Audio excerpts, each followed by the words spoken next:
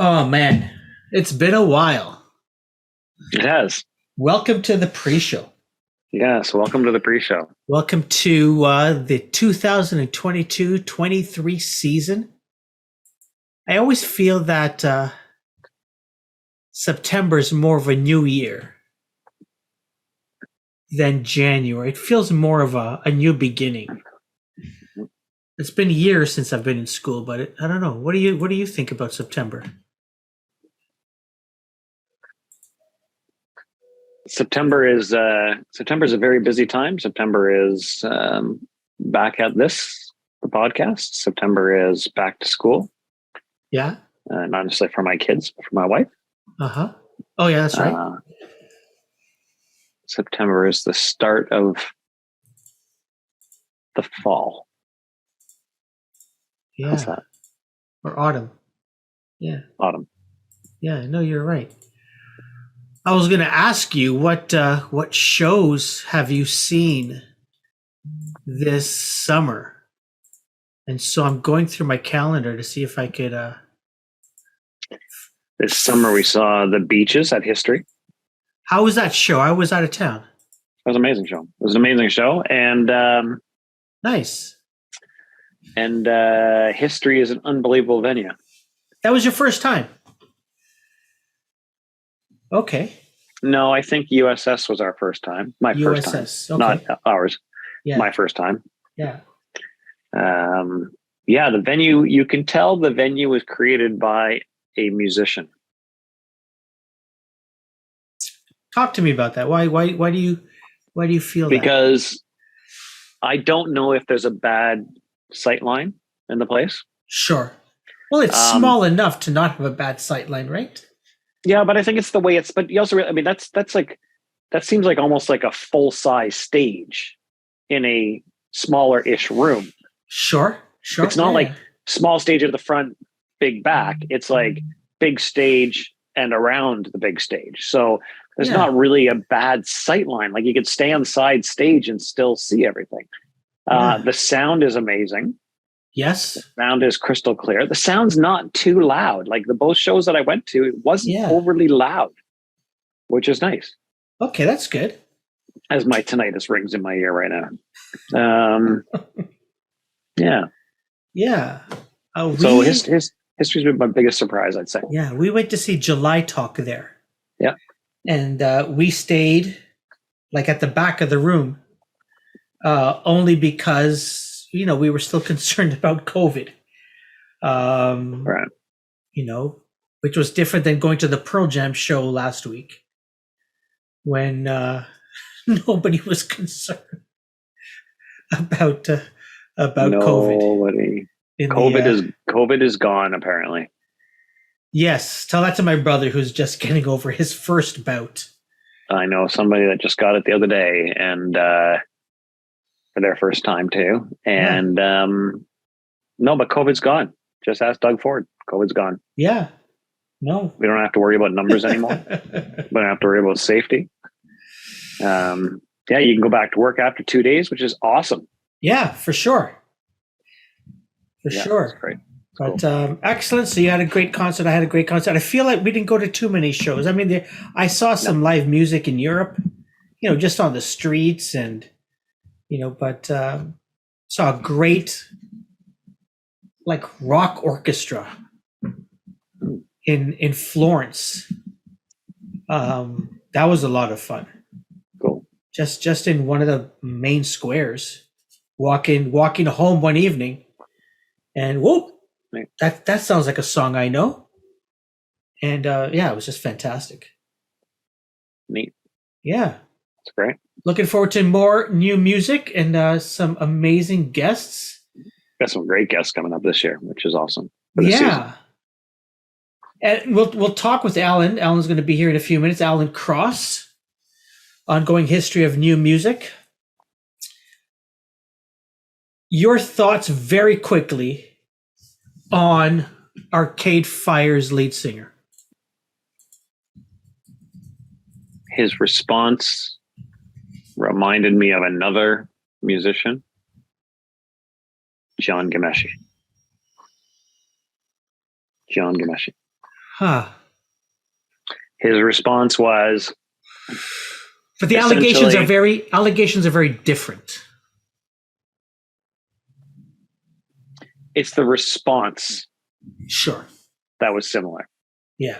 And the response was, everything that happened was consensual, but I'm really sorry if it hurt anybody.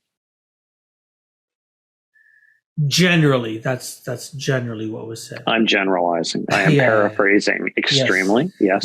Yes. But now, I don't know, were you ever a fan of Arcade Fire? I seem to think no. No, I like Arcade Fire for sure. Yeah. For sure. I wasn't a huge fan of Arcade Fire. Yeah. I was very happy with their success in the US and globally. Yeah. As a Canadian artist. Yeah. Canadian band. I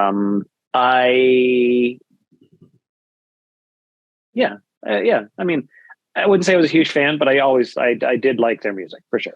Yeah. You said that in like past tense. You did. So I like their music. Yeah. we've had this conversation. How many times have we had this conversation? And we will continue to have it. Yeah, we'll continue to have that conversation. Talk about Michael Jackson, right? Like, can you separate the love of the art from the creepiness of the person? I don't know. And to each their own, I'm guessing. Yeah, it's for sure a personal thing. It's not even to each. I mean, it is to each their own, but it's more complex than that. It's very much each person's decision on whether they can do that or not. And I totally understand the people that can't. Like, I totally understand that. Yeah. I don't fault anybody for that. Some of the best live shows I've been to have been Arcade Fire shows. They really know how to get a stadium crowd or even an arena crowd. Actually, I've never seen them in a stadium, but arena. They know how to get an arena crowd jumping and hopping, for sure. Yeah, it will be interesting. They're still on tour. There's still thousands of people that are going to their shows. Yep. And at the same time, musicians like Feist I think she played one show with them and then decided, not to. I thought her response was quite interesting. And it was something I think I'm going to paraphrase again, but I'm going to be a little less general than the last time. And her response was, I can't help by being here. I can't help by leaving. I just know I can't be here. Again, I'm sure I'm butchering it, but essentially it's very interesting. Yeah. If I stay, I can't help. If I go, I can't help. I'm not going to do nothing. Nothing's going to change because of it, but I just know that I can't be here. Yeah. Yeah, that was interesting. Yeah. And I'm sure it's a way, again, when we talk about separating the artist, their music and their personal life. Yeah, she said, I can't solve that by quitting and I can't solve it by staying, but I can't continue. Yes, thank you. Yeah. Yes. That's way more eloquent than I put it. Yeah, well, those are the actual words. All righty. Well, let's get on with the show and the music. And that's the pre-show. That's the pre-show. Sometimes that's the thing I forget to do. I've done that. Yeah. Have you done that with like guests though, or just yourself? David Bowie. Tell me about that. Wow. Like what? Okay, so normally we'd wait and start the show, but go ahead, please do. I was invited to talk to him back in 1990. I had him all to myself for 30 minutes. I was so flustered by the whole thing that I forgot to unpause my tape recorder. And so you have 30 minutes with him. Mm-hmm. At what point do you realize that at the end? Oh no! After he left.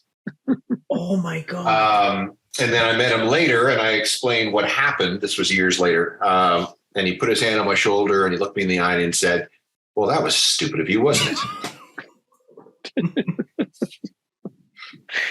Wow. Yes. Wow. Yes.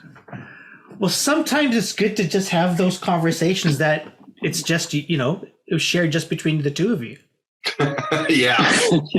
Yeah. I have no idea what he said. Not a clue because I was so starstruck by the whole thing. But anyway, I haven't made that mistake again since. Wow.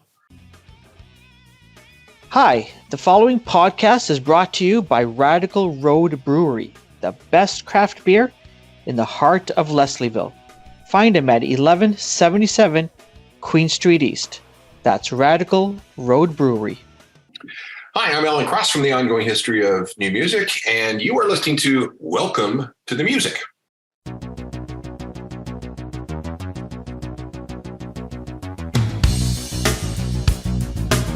Welcome. Alan, it's honestly, it's a pleasure to have you on here. I want to start off with your thoughts about, I know we're going to talk about CFNY and the Spirit and stuff, but I'm sure it'll come up. I remember one night, and I say this because just a couple of months ago was the anniversary. I remember one night I was getting ready for bed and my wife said to me, and I can't remember whether it be maybe before Facebook Messenger, but Facebook, ICQ, MS Messenger, whatever it was. And she said, Jive's trying to ping you, to message you. And I thought, oh, okay. So I went up and he told me about the passing of Martin Street. Oh, okay. And so I know this is sort of, I'm hoping we turn this more into a positive, but what I'd love to start off and just get your thoughts and your views of, Martin and his influence on sort of Toronto radio and that, if you don't mind. Well, okay. Martin was one of the very first people I met when I moved here in 1986. I was the overnight person. Martin at the time was running the Video Roadshow. I was making no money at the time. I was working 6 days a week, making $17,500 a year. And the way that we were able to make extra money as announcers was by doing video roadshows. So at $17,500 a year, I did as many of these video roadshows as I possibly could. So I was out with Martin quite a bit, Fridays and Saturday nights, wherever I could pick one up. And that's how I got to know him. And later, when he took over for Chris Shepard, he became a full-fledged on-air person.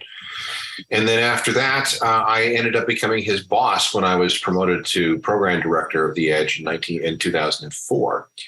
So we went through a number of, we'll call them relationships. First I was looking up to him because I was asking him to, show me the ropes, really, and to break me into the station and the culture and the city and everything else. Then we were co-workers, and then I was his boss. And each of those relationships were substantially different from the other. And when I was his boss, I understood that he had a lot of demons. He had a lot of problems. Martin was always he had tax problems. That was a big thing with him for a long time. And then he fell in with the wrong crowd, and there were some drugs involved. And when I was his boss, it got pretty bad a couple of times. And I, had to, put him in rehab and had to go pick him up once or twice. And he didn't show up for work a few times. But because we went back so far, I wasn't about to let him fail. Not on my watch. Mm-hmm. And even though my bosses pressured me to get rid of him because he was a problem, I wouldn't do it because I didn't want to. I knew that if he didn't have the structure of the radio station, that he wouldn't last very long. So I kept him on staff and tried to do as much as I possibly could for him. I don't know. I guess I did fine. I probably obviously could have done more somehow. And then I moved into a new job. New guy came in, made some changes, and those changes included Martin being terminated. And it was shortly after that my predictions came true, and that he had died. And it was a Monday night when the word came down. I got a text from his girlfriend, and it was like, oh no. Oh, no. Mm-hmm. And yeah, I mean, severely missed. He was so popular amongst the staff. He was so popular amongst the listeners. And Martin had been around for such a long time. Like, he started, I think, in 83 or 84. He was helping Earl Jive as sort of like a semi-intern kind of thing. And because he had been around for so long, and because he had this sort of Peter Pan persona. He was always this young guy. No matter, it was his 40s, mid 40s, but he was still, acting like he was and living like he was 21 or 22 or 23, which was his charm. And there were a couple of generations of alternative fans in Southern Ontario who went through a rite of passage with Martin, which means as soon as they turned 19, they went to a live to air with Martin. It could have been on a Thursday, could have been on a Friday, could have been a Saturday, could have been a Sunday, whenever. And Martin became this rite of passage for them. So when he died, that affected an awful lot of people, an awful lot of people. Mm-hmm. Yeah. Thank you for sharing that. It's way more intimate than I anticipated when I asked the question. So thank you. And when you talk about his persona, I do remember, I was with an independent band and we had one of our independent tapes ready to go. And Earl brought us into the listening session where, you listen to the releases, and he said, "Oh, here's a tape to put on." And so he played our stuff, but whatever. No, that's not the thing. But it was when, War Pigs was covered by Faith No More, I think. Yes, was it Faith No More? I think. And so they played that, and I remember Martin on the floor flopping around like a fish, like just the personality you're talking about. So anyway, I've got goosebumps. Thank you for sharing that. I really do appreciate it. I really do. So yesterday there was this event.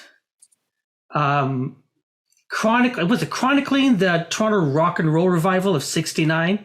Yeah. Many people call it the Forgotten Festival. Yeah. I don't know if I was intimately aware that this had happened, but it was very interesting to read up on. And apparently it was a festival that had long-ranging impact in music. Yeah. This it was on September 13th, 1969, so 50 years ago. And it was originally billed as an opportunity to see the rock and roll greats of the 1950s. So Chuck Berry, Jerry Lee Lewis, Gene Vincent, Little Richard. But unfortunately, it wasn't selling very well because in '69, these people were considered to be old-fashioned and passé. So the hippie generation of '69 was not really all that interested, even though Chuck Berry had performed in Toronto in June of that year and had done quite well. When this didn't sell, they brought in the Doors as a headliner. Still didn't work out. So Monday or Tuesday of the week, the show was on Saturday, the 13th of September. Monday or Tuesday of the week, they'd only sold 2,000 tickets. And it looked like they were going to lose their shirts. A couple of Eaton brothers, as in the department store people, had originally funded the whole thing, but they got cold feet, pulled out. So John Brower, one of the co-promoters, had some, let's call it alternative financing in place. All right. But it still wasn't working. And it looked like he was going to lose a ton of money, and his investors were also going to lose a lot of money. So on Friday, the 12th of September, the MC for the day, a guy named Kim Fowley, who was a weirdo producer, said, look at all the lineup here with all these rock and roll greats. These are all John Lennon's heroes. Why don't you call Apple Corps headquarters in London and see if John would come over and MC, if he would just, host the whole thing. So through a series of weird circumstances, John Brower called Apple. He happened to get hold of John Lennon, who was there. This is at what time is this? This is 6:30 on 6:30 Friday morning, and 11:30 London time. He ends up talking to John. John says, yeah, this sounds like a really good idea. Now, at that point, John had not played a solo show, ever. He had never played a show outside the Beatles. And the last time the Beatles had played was at Candlestick Park in San Francisco in 1966. But John, hearing that all his heroes were going to be at this festival, said, yeah, okay, we'll do it. And then he hangs up the phone and he realizes that he doesn't have a band. So he calls up Eric Clapton. He calls up a young kid who he'd seen playing in a club named Alan White, same Alan White that would later go on to perform in Yes, and his German friend Klaus Ruhrmann on bass, and Yoko. And said, let's go. Let's you know what? We're going to perform. We're going to do this. So the next morning, everybody's at the airport except John and Yoko. They're supposed to take a 9:00 flight to Toronto.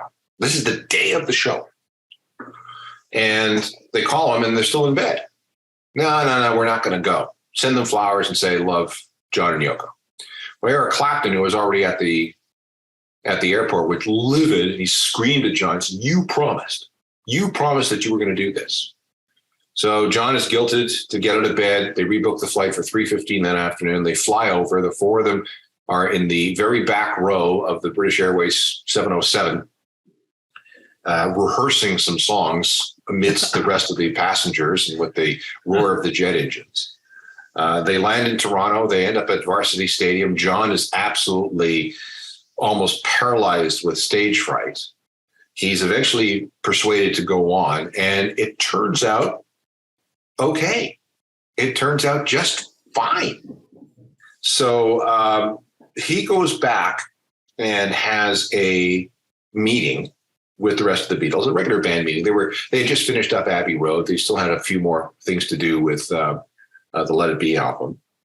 And so the show is on the 13th of September. This band meeting is held 1 week later on the 20th of September. And John realized that, I don't need the Beatles. The Beatles were on their way to being broken up anyway. And John says, okay, lads, I want a divorce. I'm out. Let's just finish everything up and then we'll move on. Everybody got, okay, that's fine. No problem. But we'll keep it quiet until we get all our albums out and finish up all the business that we have outstanding. So John, at that point, September 30th, 1969, decided that he was out of the Beatles. But in April, Paul McCartney bolts first and releases a solo album and announces his departure before John had a chance to. So long story short here is that this last second phone call, this last second decision to perform at the Toronto Rock and Roll Revival, and this last second victory for John, realizing that he didn't need the Beatles, the rest of the Beatles, contributed, to the breakup of the band. And this is a story that's not really told as often or as vehemently as it should be. Usually it's told that Yoko broke up the band. Yeah, which is not true. Yeah. Not true at all. Wow. She takes the rap for that. Yeah. She does. I mean, she caused some tension, with her constant presence, but she wasn't the thing that broke up the Beatles. The Beatles were on their way to breaking up. Yeah. Wow. So this Alice Cooper drinking blood from a chicken? Oh, okay. That never happened either. Okay. So what happened was Alice Cooper was this young psychedelic band from Detroit. They weren't getting any kind of traction whatsoever. They were clearing out clubs in 10 minutes because people hated them so much. But they were what we would call a B-level act, or maybe even a C-level act, brought in for the Rock and Roll Revival because they needed to fill out time during the day. And so they came to Toronto. And, this being the 60s, the guitar player was touring with two chickens. There was Larry and there was Pecker. And Larry and Pecker would live in the hotel bathrooms. They had a pretty good life. And Larry and Pecker would sometimes accompany the band on stage. So in this one particular night, Larry was on the amplifier, and Alice decided, the band was still called Alice Cooper. The singer was Vincent Fernier at that time. He hadn't adopted the name Alice Cooper. And he's from Detroit, never been to a farm in his life. That's a bird. It's got feathers. It's got wings. It flies, right? So he grabs Larry off the top of the amp and throws Larry high into the air, expecting Larry to fly away. Well, it's a chicken. So the chicken falls into the audience, and the audience tears poor Larry apart. Now, at the time, this sort of decadent rock and roll stuff was the thing that, this is what your sons and daughters are into. It's, the early versions of the Satanic Panic. Look what these horrible, horrible hippies are doing. And it very quickly became Alice bit the head off the chicken and drank the chicken's blood, which never happened. And the next day, Alice gets a call from Frank Zappa. Frank Zappa says, "Did you bite the head off a chicken and drink its blood?" And Alice goes, "No, of course not. I did explain to what happened." And Zappa says, "Well, don't tell anybody because people love this. This is your thing." So together with that piece of advice and their manager, a guy by the name of Shep Gordon, Alice realized that, maybe our shtick is to become villains, to become shock rockers. Nobody had been doing anything like this up until then. So Alice went from being dressed in colorful clothes to being dressed in dark clothes with the black hair and makeup and all the rest of it.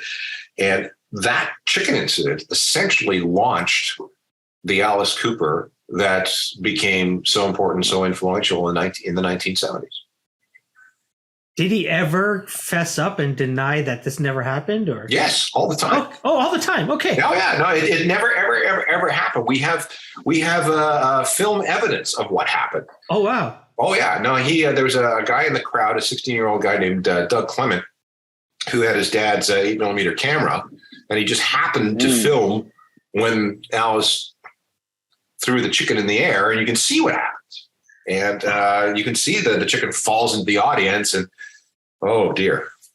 Wow. And anything else happen at this show or as a result of this show?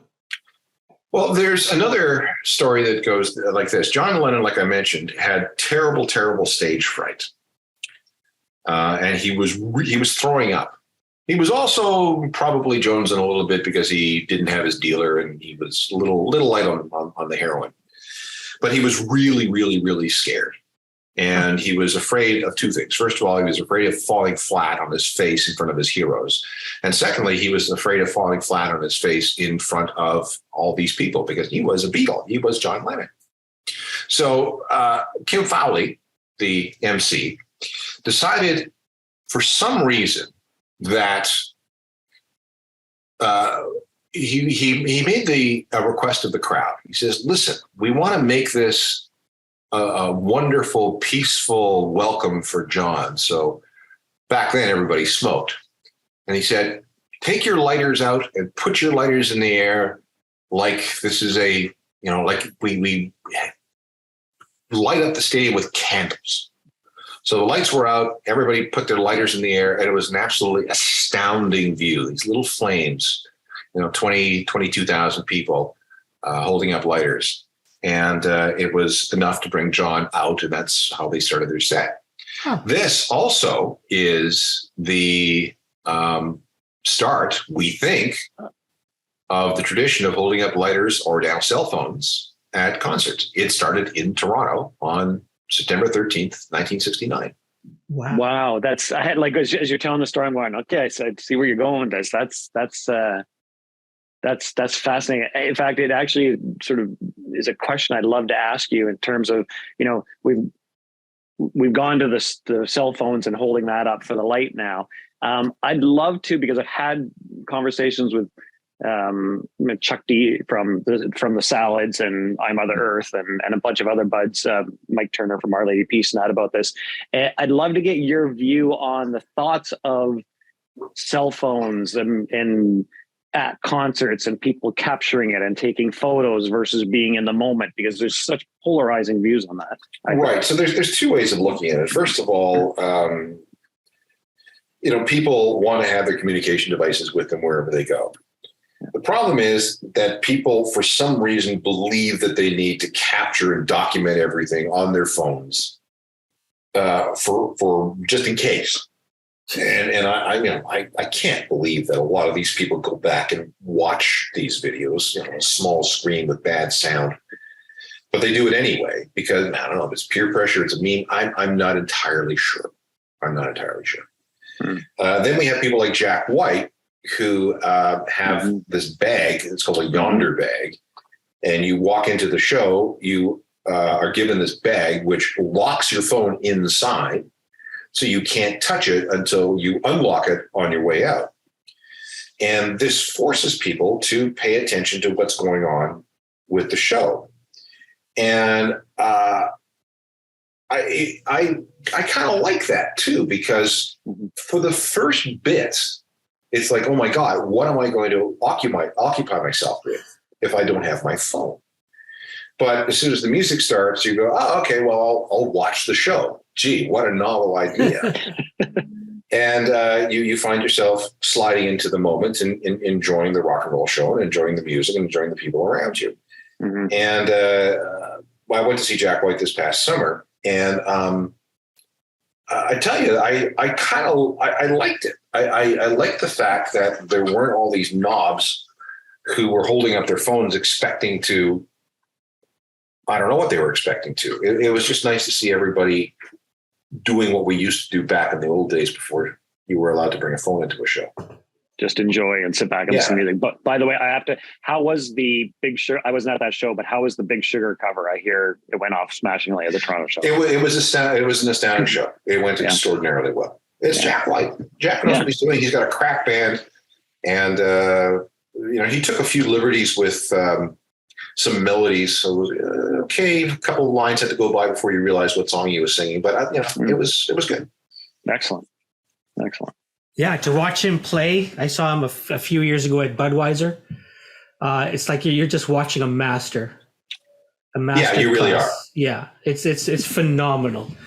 It is really, really interesting. I wanted to not go back to this rock and roll revival, but this whole idea of big festivals. There still are some around the world, but in the Toronto area, for many years you could go to, the Edge used to put on shows up in Barrie. I remember, Virgin Fest at the Islands, that used to happen quite often. Right. We don't see too many. Maybe I'm wrong, but maybe you're old. No, there are some reasons for that. First of all, they have been they're extraordinarily expensive to put on.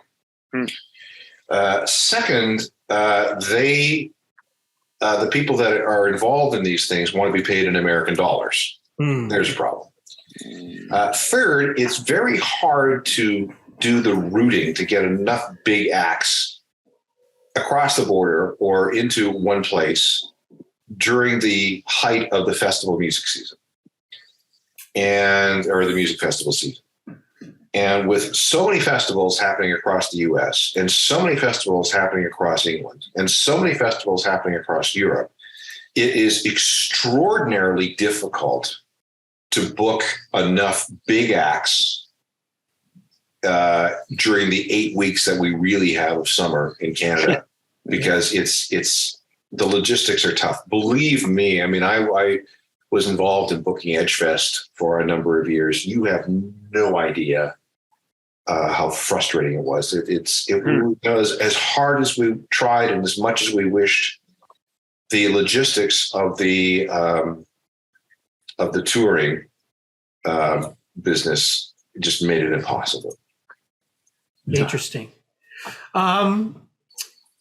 Because of timing, we have to sort of get your thoughts on Win Butler and Arcade Fire. And I know you've written a piece on your site and I believe on Global as well. Yeah. And Gregg and I were talking about this prior to recording.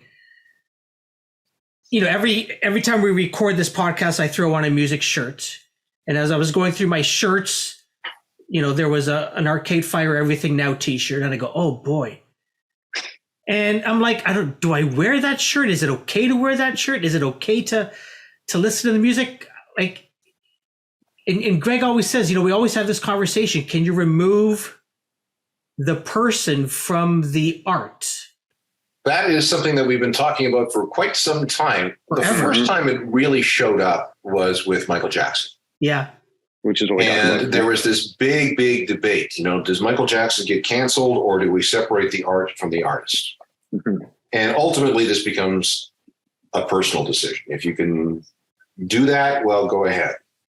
If you can't, well, then you've got to make a moral decision about whether to consume this music, to patronize this artist going forward. But there's a bigger issue here in that rock star behavior, the way it has been for 70 years, is no longer accepted. And people are rightly speaking out against bad behavior. However, bad behavior is not necessarily criminal behavior. And if bad behavior is called out, there are repercussions without due process. So you don't have an opportunity to face your accusers. You don't have an opportunity to tell your side of the story. You don't have an opportunity to defend yourself in any way because the Twitter mob has come for you. Mm-hmm. That's one side. The other side is, well, women have been terribly abused and mistreated for forever. And it's about time that these kinds of behaviors stop. But, okay, yes, agree. However, a stolen kiss, I can't see it being equated with violent rape. It's two different things. I mean, there are degrees. There are shades of gray involved. And because there are all these shades of gray, and because you really, can't equate, at least from a criminal point of view, equate a stolen kiss with a violent rape, or an unwanted hug with a violent rape, or a touch on the leg with a violent rape. Again, I'm not defending those behaviors, but they're two different things. And what's the appropriate punishment? Especially since we're not talking about anything with perhaps there's no witnesses. There's no physical evidence. There's no one that has come forward to make a statement. There are no police reports. There's no police investigations. So, at the way it is right now, we have a situation where the Twitter mob is destroying lives, destroying people, as Harvey Weinstein was destroyed, and he deserved to be destroyed. The man was a pig, a predator, a sexual deviant, an ogre. But should somebody who, and I'm not speaking specifically of Win Butler here, I'm speaking about somebody who may be called out for bad behavior. Harvey Weinstein engaged in criminal behavior. Some of this other stuff, it's at best ambiguous. The problem is that the Me Too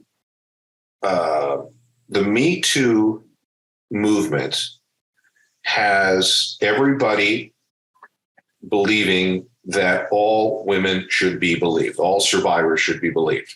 I get that, got that. I think that's a bit too intense. I would rather it be listen to women, listen to what they have to say, listen to what they say, what happened. And then we can start digging in for the truth. Again, we're not speaking about the Win Butler thing here. We're speaking about anybody who might be accused by someone online of bad behavior, not criminal behavior, but bad behavior. And it gets really, really, really murky. It becomes trial by social media.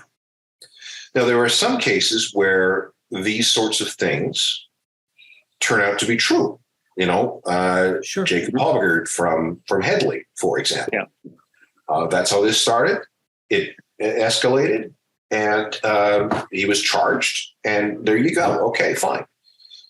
But then there were other people, and I won't mention any names because I'll get people upset, who have been anonymously accused of things online and have had their careers completely ruined without being able to put up any kind of defense.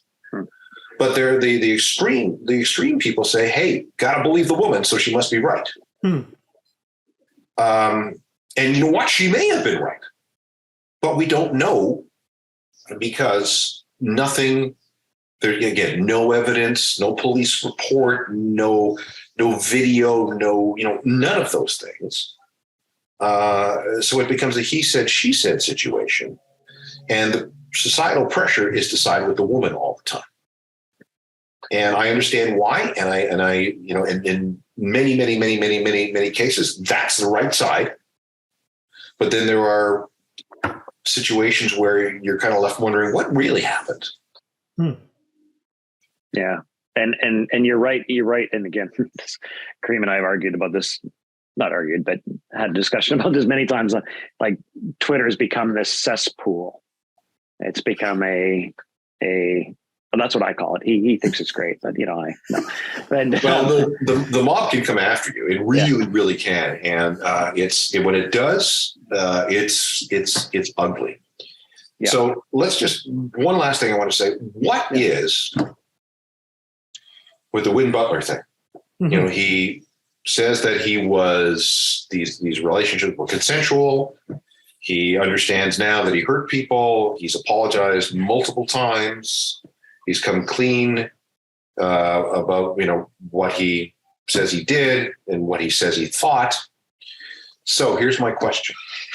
Again, we're not dealing with criminal behavior in the sense that nobody's been charged with anything, right? What's the appropriate sentence? What's the appropriate punishment? Total cancellation like Harvey Weinstein or something else? It's so complicated. It is so emotionally fraught. And it is something that we are not going to be able to solve here. Yeah. Fair enough. They continue to tour and by all accounts, people are going, people are enjoying themselves. Obviously, there are those who have, refused to attend and, are looking to get refunds and so on. But yeah, it'll be interesting to see, over the next year or so what happens. Yeah. Will this blow over? And it's really tough with Arcade Fire because they've been such a band of the people, right? Yeah. And they, with their philanthropic efforts and all kinds of other things. So, how much damage has this caused? How much, and how much rehabilitation is going to be required? Will it be possible to fix it? I don't know. We will see. Yeah. Talking about mobs, I don't know if this is a good segue or not. There's the mob that hates Nickelback. Yes. And when I first heard of this, I was like, what? I mean, they got some really catchy rock songs. I don't particularly mind them. I think they're really good. And they sell millions of albums. They sell out everywhere they go. And so I thought, you had written about I guess they've got a new release that came out that you thought was really good. And then I went down a YouTube rabbit hole of trying to find out, where this all started. Why are they the most disliked? Guilty pleasure. Sorry. We don't know. We don't know. There's a Nickelback documentary coming out next year, and I'm actually in the documentary defending Nickelback and saying that, you know what, this it doesn't make any sense because they are a successful mainstream rock band that have sold 50 million records. They have fans all the way around the world, but some critics or some people in the cheap seats took some shots. Those shots stuck, and now they've become a punchline. and they're not worthy of it. They really, it's unfair. And I can appreciate Nickelback for what they are, a good, solid, good time arena rock band who know how to write some really catchy songs. Yeah. I won't make fun of them. I think the best way to go through everything is to go through life is respect all music, listen to what you want. Yeah. But the idea of taking pot shots, listen, I was guilty. Oh man, I was such a music snob, and I would have no trouble telling you that your musical taste sucked and your band sucked and all that. And then I after a while, I got a little bit more mature, maybe, and decided that no, that's not the way to do it. Everybody's artist is somebody's favorite. So who am I to tell them what's good and what's not? And again, listen to what you want and leave everybody else to it. Yep. Absolutely. Yep. Totally agree.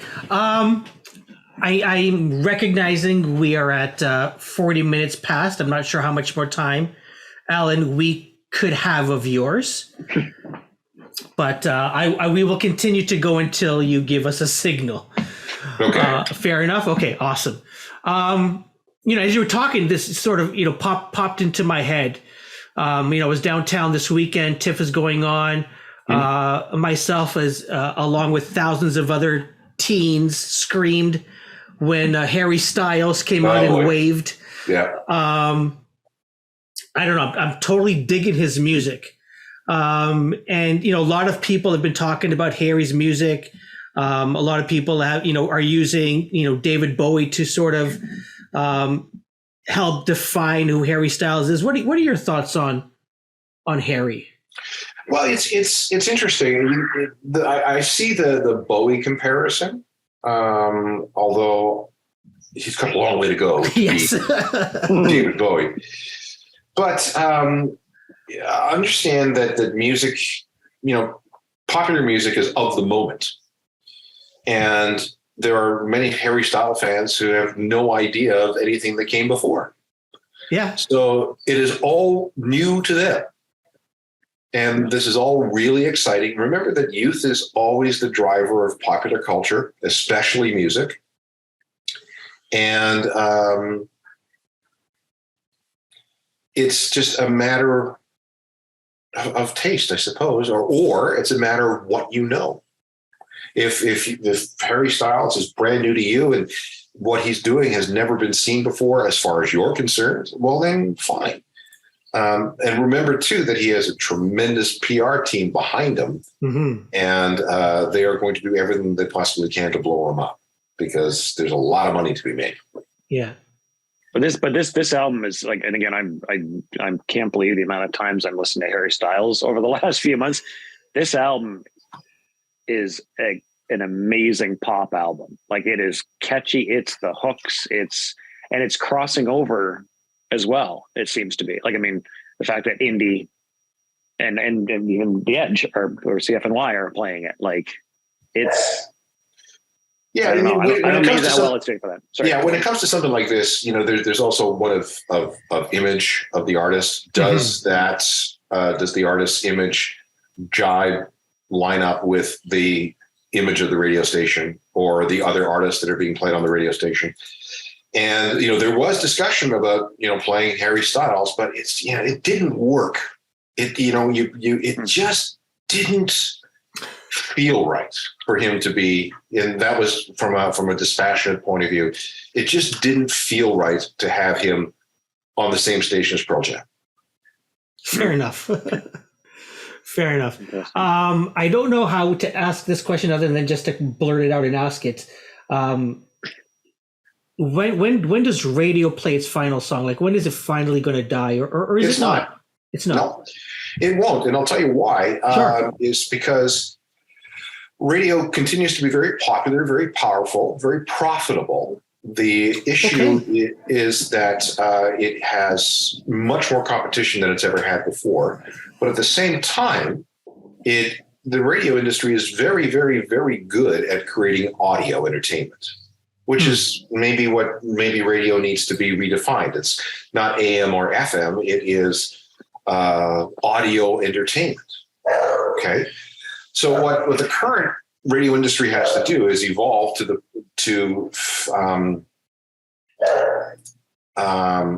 has to evolve to meet the needs of the digital generation. And there are many things that are happening right now where we're trying to figure that out. The problem is that because radio continues to work well in its current form, which is the form that it's been around in for 100 years, we got to be very careful about the changes we make. And I've used this analogy 1,000 times. It's like changing the wings on an airplane that's flying at 38,000 feet. You have to do it, but you got to do it carefully. Yeah. So nothing crashes. Fair and the one of the things that we're watching very closely is the march of technology. So, all right, radio has been broadcast through AM and FM for decades. Who's to say that radio will be broadcast through another distribution system like 5G or 6G? And if that's the case, well, then maybe it becomes more interactive, more two-way, more on demand. Okay, how? Well, you're going to need a new interface between you and the radio station. Like right now, you turn on the radio and you either accept what comes out of the speakers or you don't. There's no way for you to make any sort of, it's not customizable by the end user. With new technology, maybe it will be, but it'll be a far cry from, turning on the radio and just letting the music wash over you without any sort of input from you. That's it's well said, and I mean, I'm a big proponent of terrestrial radio. I've argued with numerous people over the years. I remember my wife was taking me out to AJR, and if I didn't listen to the radio, I wouldn't have realized that Rob DeLong, not the Blink-182. Anyway, that he was opening up. So I was able to get to the show in time to see him, and I was so excited about that, which was awesome. So flipping it from the technology side, going back to old school, one of the segments that we have that we often ask our guests about is lost venues. And it's about, venues that don't necessarily exist today, but their importance to yourself. And so what I'd love to ask you is, do you have a lost venue that you'd love to share with us? Oh, there's a lot of lost venues in Toronto. I think about the Warehouse. I think about RPM. I think about Factory. That was more of a dance club. The Big Bop. That was another one. And there are all these small ones that disappeared before I had a chance to get to them, like Larry's Hideaway and The Edge and so on. So yeah, it's the nightclub business is one that goes in cycles. In many cases, you can't predict the cycles, nor can you fix them. I mean, at one point, the radio station was doing 4 live to airs a week because people were going out and dancing to alternative music. And then they stopped. And I don't know why. They just stopped. They stopped going to the clubs. One of the things that is a theory, and we can discuss this as much as you like, the theory is that social media and dating apps like Tinder did a lot to kill the dating business because the club business, because you didn't have to go to a club anymore. You didn't have to stand in line in the cold. You didn't have to deal with a stupid bouncer. You didn't have to deal with expensive drinks. You could do everything from home and save all the hassle with the parking and everything else. Again, smartphones have made us, much, much more insular. And we're maybe not interested in going, or the current generation is not interested in going out into crowds. I read something the other day that a guy asked a bunch of young people, have you ever sat and listened to music with friends? And they go, yeah, when we go to a show. Have you sat and listened to music with friends just hanging around a house? And nobody put up their hands. Huh. So the consumption of music has become, unless it's live, the consumption of music has become a very individual thing. Yes. And that, I think, has contributed to the death of the alt rock dance club.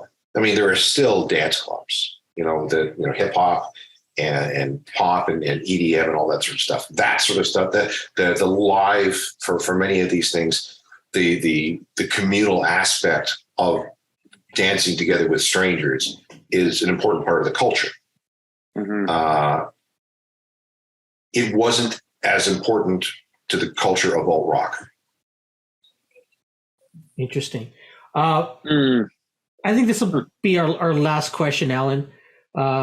Recognizing the time, and thank you again for being our guest today. Really appreciate it. How did you get started in all of this? In what specifically? In music, in the history of music, this is okay. It's a very long answer, but I'll try and make it short. You can keep it long if you like, but go ahead. I got into radio because my grandmother gave me a transistor radio for my 6th birthday, and I became entranced with this thing. Then a few years later, my uncle, who was working for the Manitoba telephone system, had a side hustle servicing jukeboxes. And one Saturday, we went over to his house. He had just done his route, and he had a whole bunch of records that he had taken out of the jukeboxes. They were old and worn, so he was going to throw them out unless I wanted them. I thought, okay, I'll take them. And growing up in a small prairie town, when you're good in school and bad at hockey, you're not the most popular, coolest kid in the world. So I discovered that maybe by being the music nerd, I could keep myself from getting beaten up quite as often. And that's what I ended up doing. It turned out that music is one of those things that you use to project your identity to the rest of the world so they know who you are. Yep. And I learned that really, really early. And I just kind of kept with it. I had also decided that I wanted to get into radio, but I wanted to be a journalist. I didn't want to be a long-haired, dope-smoking DJ. I thought that was beneath me. So I went through university, and I ended up as a job in Kenora, Ontario, and I was offered the opportunity to be a newsroom, and I jumped at it, and I hated it.